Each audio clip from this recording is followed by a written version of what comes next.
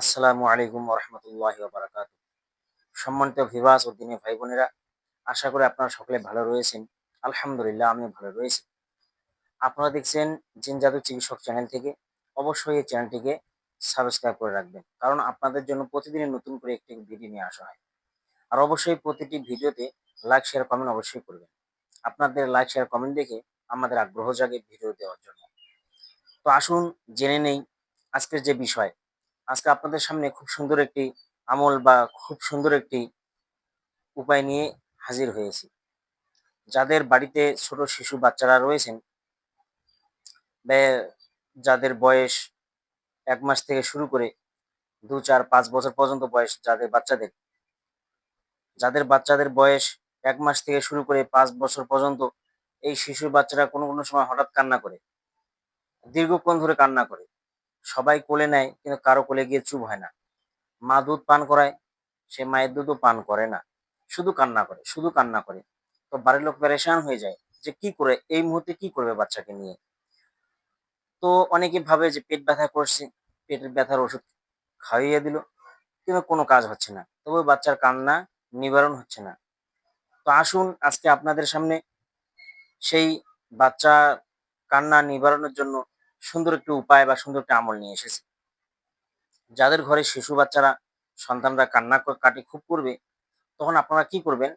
পবিত্র হয়ে, পাক পবিত্র হয়ে উজু করে ইস্তিগফার বেজোড় সংখ্যায় পড়বেন। ইস্তিগফার বেজোড় সংখ্যায় পড়ার পর আপনারা বেজোড় সংখ্যায় দরুদে ইব্রাহিম পড়বেন বেজোড় সংখ্যায়। যেমন ৩ বার, ৫ বার অথবা ৭ বার বা ৯ বার বা ১১ বার।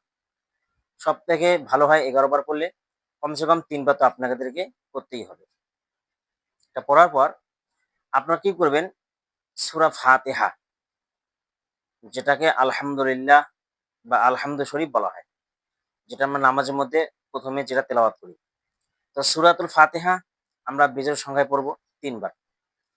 অতঃপর ৪ কুল, সূরা কাফিরুন, সূরা ইখলাস, সূরা ফালাক এবং সূরা নাস। এই ৪ টি সূরাকে ৪ কুল বলা হয়। কারণ এই সূরা ৪ টির শুরুতে কুল শব্দটি আসছে।